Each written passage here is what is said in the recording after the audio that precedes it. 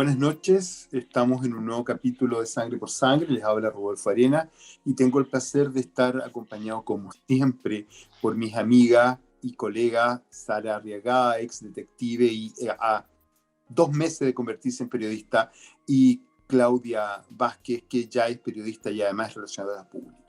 Bueno, como ustedes saben, Sangre por Sangre es un programa que está en las redes sociales. Ustedes van a ver ahora en pantalla nuestras redes sociales. Ahí están los capítulos en que analizamos el caso más relevante de nuestro juicio de cada semana, pero también están los resúmenes de las demás noticias de la semana, están nuestros live que hacemos respecto de temas que nos parecen relevantes y en los cuales hoy hay una función claramente de tratar de entregar herramientas para combatir el crimen, ¿ya? Y también están nuestras recomendaciones de series y películas a los que les gustan los temas policiales. Entonces, ahí están nuestras redes sociales, quedan a su disposición. Ahora los invito a que veamos el video que nos relata el caso que vamos a analizar en el capítulo de hoy.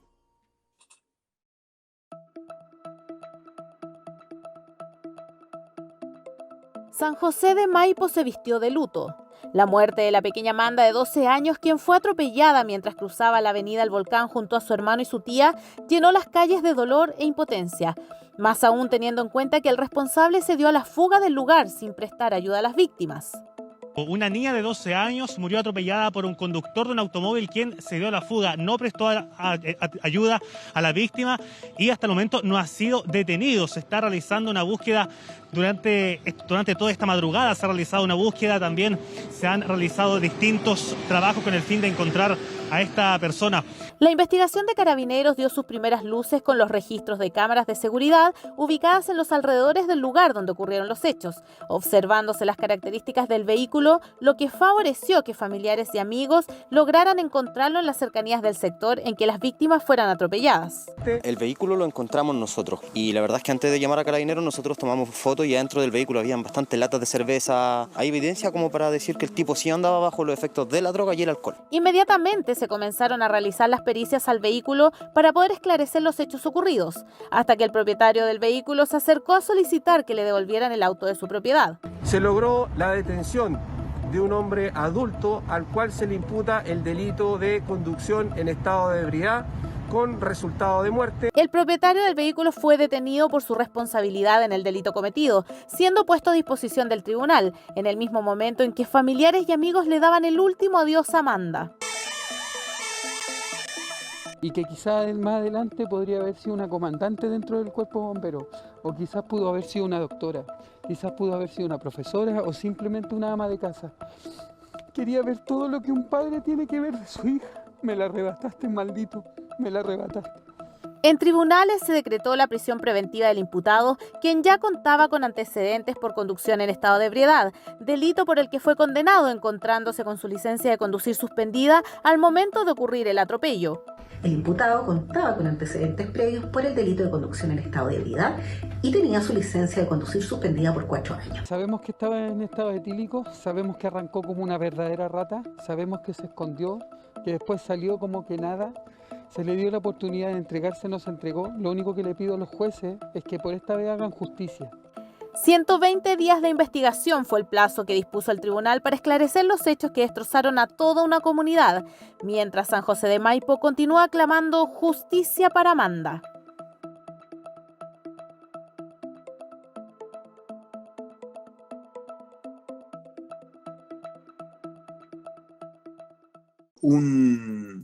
Un caso, no sé, pues, yo no sé cómo lo ven ustedes, para mí es espeluznante. Nada que le tronche la vida a una niña a esa edad puede ser aceptable, ¿no? Es para mi gusto inadmisible. ¿Qué opinan, Sara, Claudia? No, es súper complicado este tipo de situaciones porque desgraciadamente cada vez las personas tienen menos conciencia al manejar. Y eso se complica, y eso uno lo ve en todas las calles, no necesariamente donde fue el hecho del que estamos hablando. Entonces, el tema de manejar en estado de ebriedad es muy complejo. ¿A ti te tocó revisar personas, conocer personas en esa situación, Sara, cuando trabajaste? Es que, bueno, en general esas investigaciones siempre las lleva Carabineros, pero sí me tocó varias veces cuando habían atropellos con resultado de muerte, sí. Eh, yo creo que lo más complejo de este caso es el hecho de que el imputado ya tenía varios antecedentes anteriores, ya había conducido en estado de ebriedad, tenía 2 o 3 condenas por eso previas. De hecho, él mantenía en este momento su licencia de conducir suspendida, producto de esas condenas. Entonces estamos hablando de una persona que sin duda no tiene ningún respeto por la vida de los demás y tampoco por las normas legales y El sociales, tránsito. claro.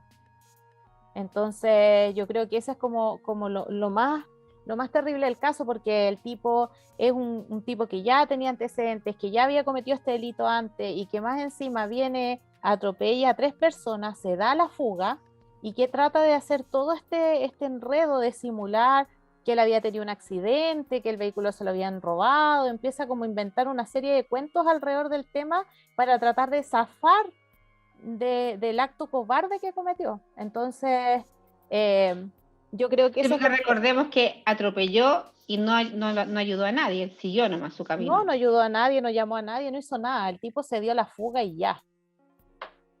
Entonces, igual eso es como, yo creo que lo que más ha causado impacto en la opinión pública, el hecho de, primero, del fallecimiento de una niña de 12 años. Y por supuesto que también el tema de que se haya dado la fuga, que eso agrava la pena principal. Sara, te quería preguntar por dos eventos de reporteo que realizaste durante la semana. Primero, estuviste en la formalización, ¿no? Obviamente online, porque hoy día todo se hace de esa manera. ¿Cómo lo viste? ¿Cómo viste la formalización? ¿Cómo se ven las circunstancias? Lo que pasa es que ahí el defensor tiene un casi punto. Resulta que, bueno, la formalización se basa más que nada en declaraciones de otras personas y no así en pericias como uno pudiese esperar. Así que eso es como, porque, a ver, nosotros todos vimos en la nota esas imágenes donde aparecen los carabineros tomando huellas con unas luces así. Nosotros vimos las pericias. Claro, algo tremendamente impresionante que causa mucho impacto. Entonces yo esperaba en la formalización que se presentaran pruebas que realmente refutaran lo que dice la defensa. La defensa señala que no existen cámaras y no existen testigos que reconozcan al conductor del vehículo como el representado, que en este caso es el imputado. Por lo tanto, no existe nada que diga que él efectivamente estaba ahí. Ahora, si sacaron huellas y las únicas huellas que eran de él, eso podría en el fondo acreditar de que él era la única persona que condujo el vehículo. Pero no, eso no se presentó en ningún momento. Entonces igual es como que Claro, deja esa sensación. el vehículo se veía, pero no con él adentro, ¿cierto? Eso es lo Claro, que declararon. sí, en las cámaras se ve pasar el vehículo. Hay 2 cámaras que ven pasar el vehículo, una que está antes del lugar donde ocurrió el hecho y una que está después. Entonces se ve pasar el vehículo antes y se ve pasar el vehículo después del hecho, pero en esas imágenes que, bueno, todos sabemos que las imágenes de cámaras de seguridad, sobre todo de noche, cuando ya hay poca luz, es muy difícil poder captar algunos detalles. Estas cámaras no logran mostrar a la persona que va conduciendo, solamente muestran el vehículo pasar para allá y para acá. Entonces, en el fondo eso es en lo que se toma el defensor para decir de que su representado en el fondo no está en el lugar, pero sí hay testigos, hay personas que declararon que previamente una persona tuvo contacto con él y notó que él se encontraba en estado de ebriedad y que eso fue, por ejemplo, media hora antes de que ocurriera el hecho y que él estaba en el vehículo, que él lo iba conduciendo. Entonces, en base a eso fue que finalmente el tribunal decreta su prisión preventiva. O sea, y además considerando de que se trata de una persona que claramente no respeta ninguna norma.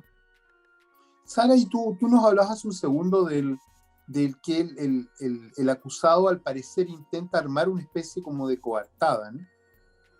Claro, pero fue algo súper...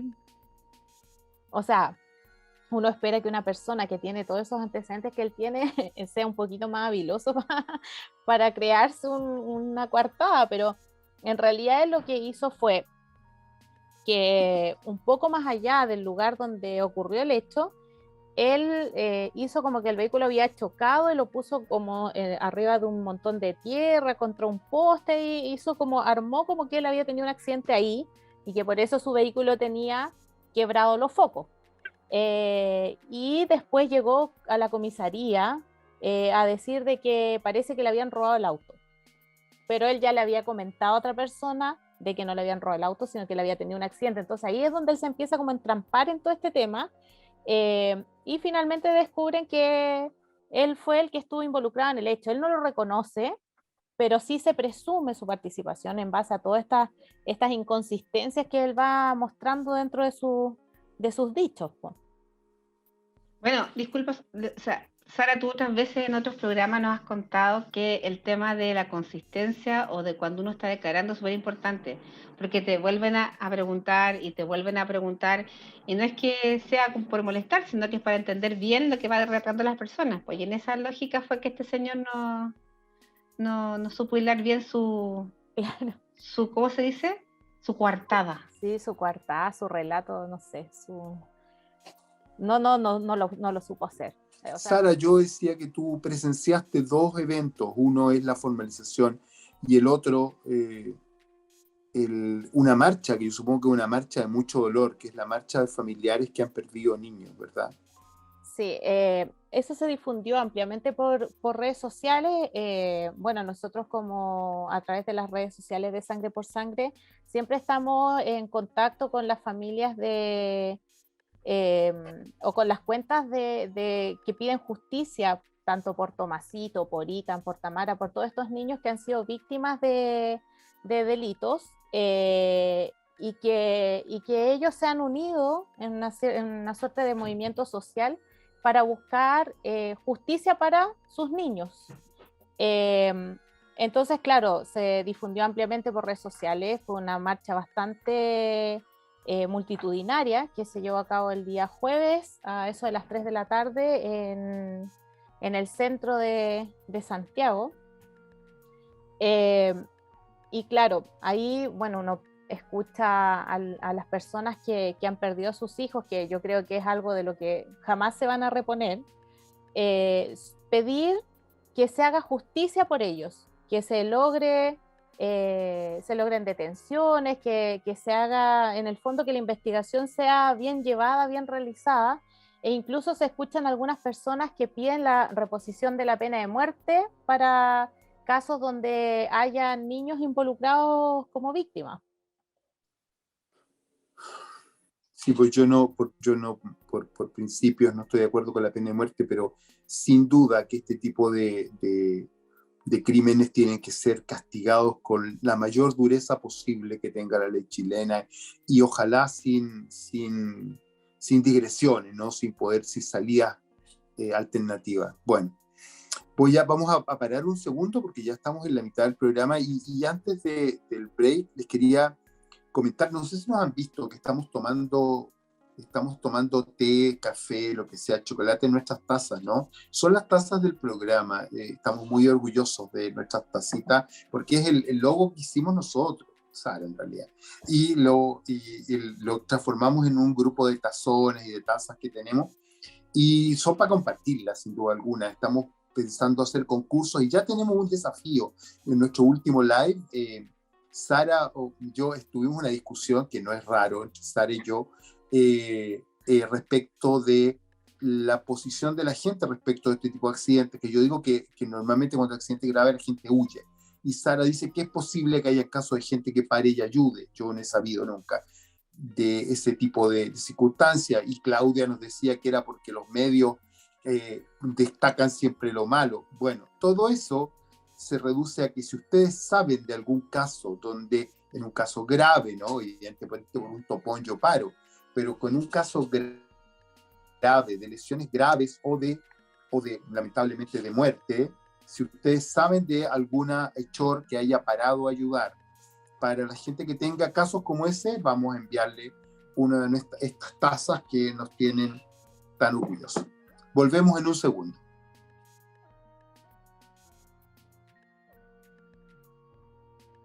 Estamos de vuelta en Sangre por Sangre junto a Sara y a Claudia, viendo este caso tan doloroso de una niña, su hermano y su tía que fueron atropellados, y la peor parte la sacó la chica, ¿no?, de 12 años que falleció.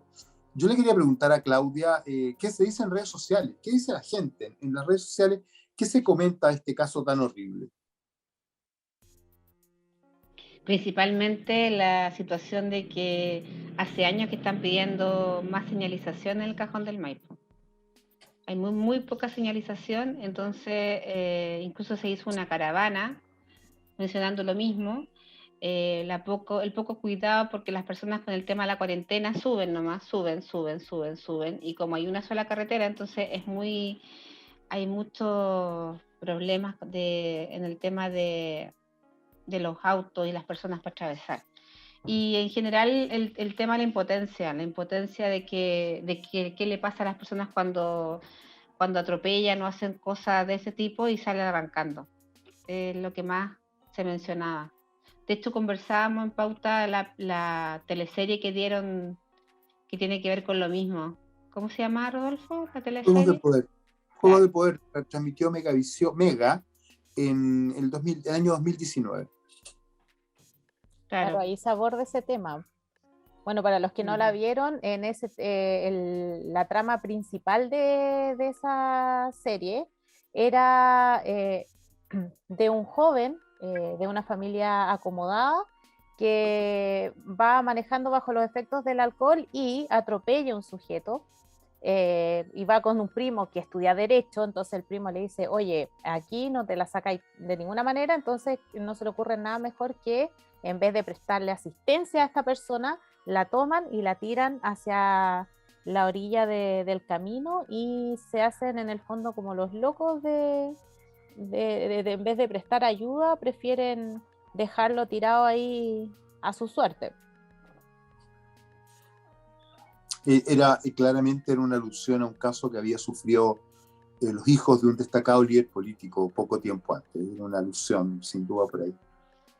Oye, chicas, les quería contar, yo estuve revisando las legislaciones al respecto para explicar por qué es tan terrible este caso desde el punto de vista judicial, ¿no? Por todas las agravantes que tiene. Ustedes saben que en Chile tendemos a ponerle como nombre, como apodo a las leyes, el nombre de la víctima que de alguna manera provoca el movimientos de la gente, populares, que fuerzan al Estado chileno a cambiar una ley. Está la famosa ley Cholito, que responde al maltrato de un perro, y la ley es contra el maltrato animal. Está la ley Gabriela, la ley Antonia, que son leyes contra la violencia intrafamiliar, ¿ya? Y está la ley Zamudio, ya basada en el caso de la muerte de este chico Zamudio, que es contra la violencia contra los grupos de la diversidad. Y en este caso está la ley Emilia. Emilia era una niña que murió en un accidente de tránsito.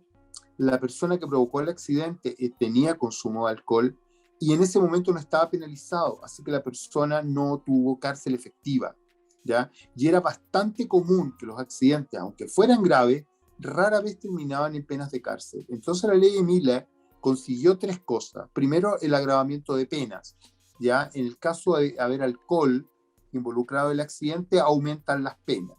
También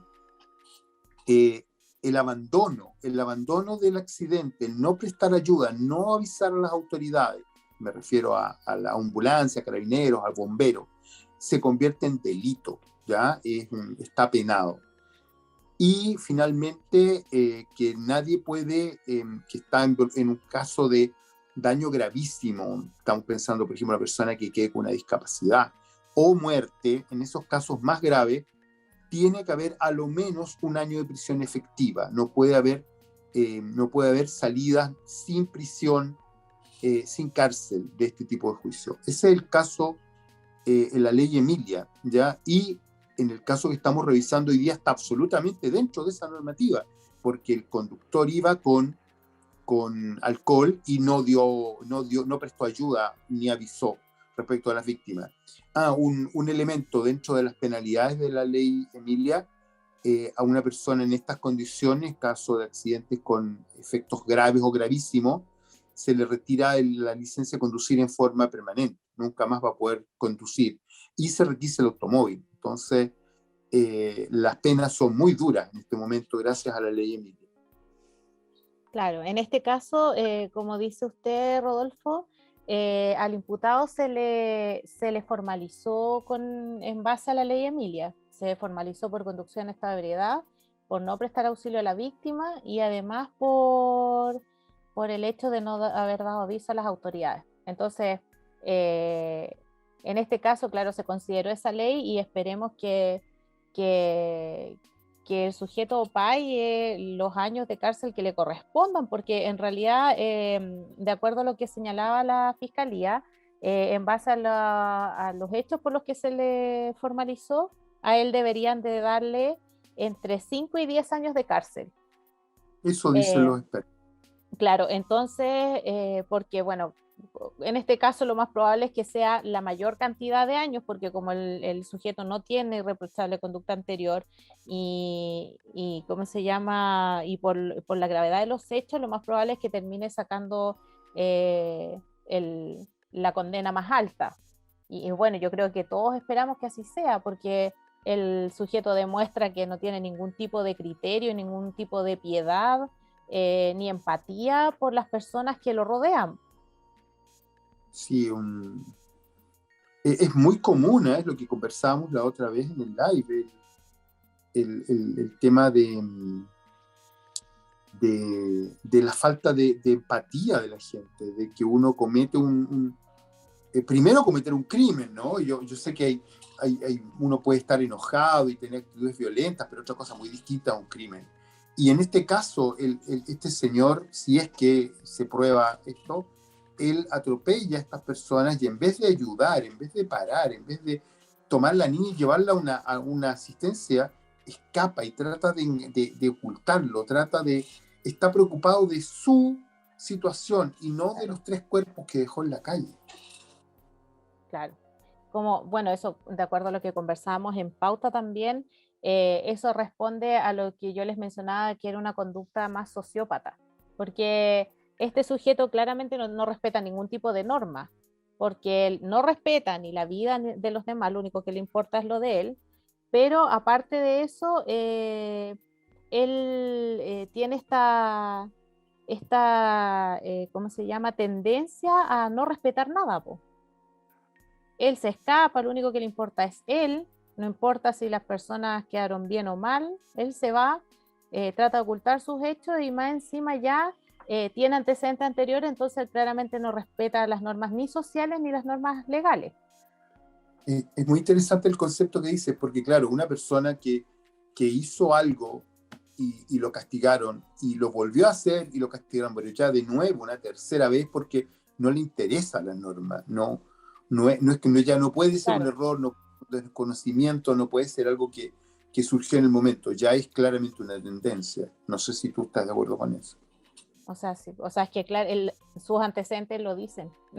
No es un tema de percepción en este caso. Es que además, claro, no tendría que haber estado manejando, si no tenía licencia, no tenía nada, pero claro, es una persona individualista, como también lo conversamos, y como que eso se ratificó con lo que le sucedió, ¿cachai?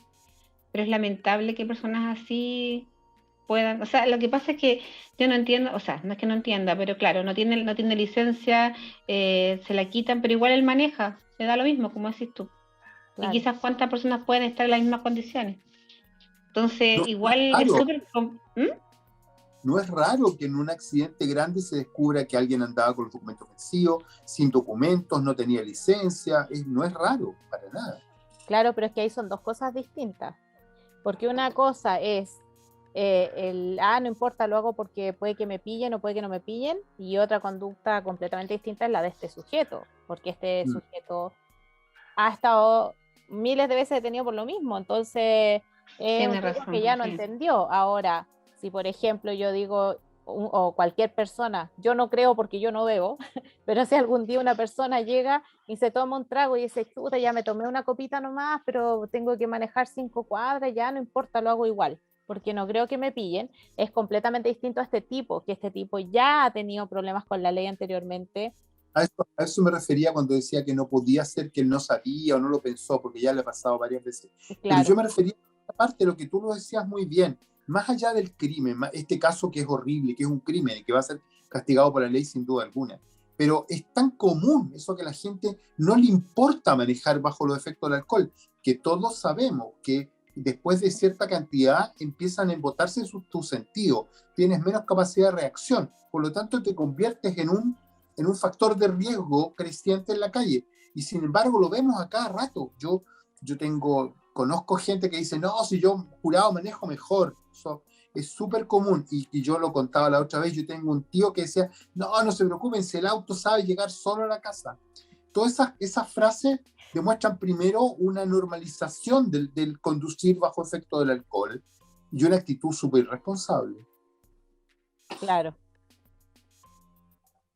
Yo creo que es importante que no olvidemos esa... antes estaba como más ahora ya no está tanto porque estamos en cuarentena además, pues, pero hubo un tiempo, una campaña importante que decía quién era la persona designada, entrega tus llaves antes de manejar, quién va a ser el que va a manejar del grupo, o se turnaban para que esa persona no tomara y los demás pudieran tomar y así salir, o pedir un taxi o algo así para no manejar. Sí, es que ahí igual se generó un cambio estadísticamente cuando comenzó la tolerancia cero al momento de conducir. Igual disminuyó la cantidad de personas que bebían antes de conducir, po. Y efectivamente a mí me tocó ser varias veces conductora designada. Todos querían salir a carretear conmigo, pero no porque yo era buena onda, sino que era porque conducía después. Entonces, claro, se da ese tema de que efectivamente hubo mucha gente que tomó conciencia y que dijo, oye, ¿sabes qué? Yo ya no más. Entonces, ahora yo tomo taxi, después aparecieron ¿cómo se llama? Las aplicaciones de traslado, entonces, bueno, mucho más Más fácil, más a fácil. la mano. Entonces, hay mucha gente que tuvo ese cambio cultural, pero siempre cuando hay cambios culturales hay gente que se resiste a ese cambio y esas son las personas que hoy en día mantenemos, o sea, que siguen manteniendo esta conducta que finalmente los lleva a cometer delitos, pues, porque nunca se adaptaron y eso es súper normal en realidad. Siempre hay gente que no lo logra. Es fácil pensar, no, si a mí no me pasa nada, hasta que te pasa. Claro. Y en este caso, cuando te pasa con ¿cómo se llama? Con una condición de ese tipo, con un accidente fuerte, y tú llevas alcohol en la sangre y no alcanzas a reaccionar, lo más probable es que van a haber herido. Y lamentablemente lo hemos visto tantas veces, gente que queda muy mal, incluso mucha gente que muere. El alcohol es yo sé que hay un cambio cultural, pero yo como todo, partió al comienzo y yo por ejemplo, cuando estaba con mis amigos en algún evento o algo, era muy común que fueran sin auto y volvían en taxi, se acarreaban unos a otros o algunos volvían en taxi porque era más seguro. Así puedo tomar tranquilo. Pero eso se ha ido pasando. Ahora yo, como dice Claudia, no sé cómo está ahora porque llevamos como 2 años que no vamos a ninguna parte. Pero yo noté que hubo como un pico al comienzo, pero después empezó como a bajar, y de nuevo se normaliza. Claro, A mí como todo en Chile. Como todo en Chile, porque en Chile todo funciona en regio estupendo cuando hay mucha fiscalización. Y claro, al comienzo, obviamente, para la aplicación de la ley, se exigió que hubiese mucha fiscalización, pero uno entiende que después de un rato la gente ya tomó conciencia, entonces ahora los vamos a dejar que actúen por sus propias libertades y resulta que a la gente le dan un espacio y empiezan inmediatamente, es lo mismo que pasa ahora con la cuarentena. que cuando dicen, no, estamos en fase 1, todo el mundo reclama, no, que yo salgo a la esquina y me controlan, que voy un poquito más allá y me controlan, pero yo no salgo de mi casa, entonces me quedo. Y resulta que dejaron de controlar y empezaron a salir todos como locos y ahí quedó la escoba. Sí. No, eso es típico. Yo creo que lamentablemente nosotros no somos gente que nos controlemos nosotros mismos. Estoy hablando en general y a mí también me pasa, ¿no? Yo soy chileno y pertenezco a esta cultura. No, por ejemplo, cuando no viene nadie y tú vienes rojo, tú pasas igual. Total, no viene nadie. ¿Ya? En otros países la gente espera. ¿Ya? Es muy común. Yo soy de los que creo que nosotros cumplimos la ley cuando nos están mirando. Obviamente no cosas grandes, pero cuestiones chicas no nos importa tanto. Si no hay control, nos da lo mismo. Nos falta Y la forma, el loco interno que le dicen, el manejarnos nosotros mismos. Dime, y la, dime. no, y la forma de manejar también, po, porque hay personas que son más arriesgadas que otras para manejar. Entonces, si están con amarillo, pasan nomás, o no se fijan también al momento de manejar, no son tan precavidos, a eso me refiero. Otra frase mía, amarilla nadie me pilla. Amarilla, claro. Puede ser. Pero yo creo que lo más importante es cuando uno maneje, tiene que ser a la defensiva y tanto cuidarse uno como los otros. No solamente me da lo mismo, yo voy así que paso por arriba o adelanto al lote, no tengo idea. Bueno, además de no tomar si estás manejando, porque tus sentidos obviamente no son los mismos, po. Y como anda la gente manejando, me ha tocado salir, por eso lo digo, de manera un poco descuidada, y también me he dado cuenta, no sé si es un prejuicio, pero las personas extranjeras tienen una forma de manejar distinta a nosotros. Entonces me ha tocado ver, porque he tenido encontrones de repente y personas extranjeras, me ha tocado conversar con ellos y claro, ellos piensan distinto a nosotros en el tema del manejo. No sé si a ustedes les ha tocado ver eso. Sí, sobre todo con las motos. Extranjeros, por ejemplo, en Valparaíso, manejan mucho más cuidados que en Santiago. Hay una especie de respeto mayor. Bueno, obviamente eso son cuestiones culturales y son históricas. O sea, me refiero a que pasan en un momento, no necesariamente se van a mantener. Oye, chicas, el tiempo pasa, como siempre digo yo, el tiempo transcurre rápido y es implacable con este programa. Ya estamos fuera del plazo. Les quería recordar a la gente que nos sigue, que ve este programa, que van a estar en pantalla nuestras redes sociales, porque ahí está este programa, todos los capítulos anteriores, los live, y están también los resúmenes de las noticias de cada semana, y también están las sugerencias, ¿ya? Y van a estar también los avisos de nuestros próximos live, ¿ya? Que es muy probable que el próximo viernes, que ya no es feriado, porque este viernes tuvimos algunos problemas con el feriado, pero el próximo viernes vamos a estar nuevamente en un live con respecto a un tema que es precisamente el tema de hoy. ¿Qué pasa con los accidentes que causan muerte? ¿Qué pasa con los accidentes que tienen que ver con el consumo de alcohol? ¿Qué pasa con los accidentes en que el autor escapa y no presta auxilio? Todo eso van a ser nuestros temas de un live con un experto en el tema, ya este viernes. Así que atento a nuestras redes sociales. Yo me despido y Sara, Claudia. Bueno, agradecerles obviamente la compañía y dejarlos invitados, como dice Rodolfo, a los live, y obviamente compartan esa información, porque a nosotros lo que nos interesa es educar y prevenir. Entonces ha sido súper gratificante la compañía que hemos tenido este último tiempo y nos interesa llegar a más gente para poder seguir ayudando a la gente las personas que no conocen los temas que tratamos, y de repente nunca está de más recordar cuando uno sabe algunas cosas ya previamente. Así que nada, dejarlos invitados a que nos sigan acompañando y gracias por ver este programa de hoy. Bueno, yo también agradezco y los invito a que si tienen alguna duda, alguna consulta relacionada con los temas que tratamos, que se contacten con nosotros a través de nuestras redes sociales, y si nosotros no tenemos la respuesta a lo que ustedes necesitan, tenemos expertos que nos pueden ayudar a apoyarlo, a solucionarlo o a escucharlo, que siempre es necesario que alguien lo pueda escuchar. Así que los dejo invitados a eso.